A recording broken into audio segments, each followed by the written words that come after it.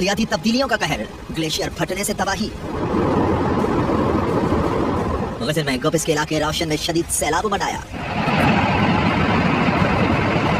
रेले ने तिलीदास गांव को सफा हस्ती से मिटा दिया। घरों की जगह काले पत्थरों का चटियल मैदान है। समा के नुमाइंदे अब्दुल वहीद ने हौलनाक मंजर दिखाया। रियासत में आप देख सकते हैं, ये पूरा गांव यहाँ पर आबाद था, जो कि आपका एक खंडर में तब्दील हो चुका है। घर कोई न बचा, माल मवेशी सब सैलाबी रेले की नजर हो गए। खुशकिस्मती से एक चरवाहे वसीयत की बर वक्त इत्तला पर सैकड़ों जाने बच गयी। 2 बजे के बाद हमें इत्तला मिला कि नाले से कोई बूढ़े थे, कोई बच्चे थे, उनको हमने जो ना सर जगह पे पहुंचा दिया। गाँव में कोई 60-70 घराने सारे डैमेज हो चुके हैं। लोगों ने घर तो खाली कर दिए, अब पे यारो मददगार हुकूमती इमदाद का इंतजार कर रहे हैं। इस वक्त तो हमारे पास न कोई रहने की जगह, न कोई बैठने की जगह, न मतलब पीने का मसला है, पानी का मसला है, कुछ भी नहीं है। वजीर आला गुलबर खान ने मुतासरा इलाके का दौरा किया, इमदादी सरगर्मियों का जायजा लिया, मुतासरीन को हर मुमकिन मदद का यकीन दिलाया। ये कोशिश करेंगे कि मुस्तकिल जिस तरह बोबर में बनाया है, इसी तरह आपको वहाँ पे ये 70 गिराने ये है, उधर जितना भी घर किया ये इंशाल्लाह ये आबादी से अच्छा वहाँ पे बनाने के लिए मैं दोबारा वज़ीर आज़म से रिक्वेस्ट करूँगा और खुद जाके भी कहूँगा कि वो इंशाल्लाह लेके भी आएंगे। सैलाबी रेले के बाईस मुख्तलिफ रास्ते बंद हो गए। पाक फौज ने हेलीकॉप्टर के जरिए फंसे अफराद को रेस्क्यू किया।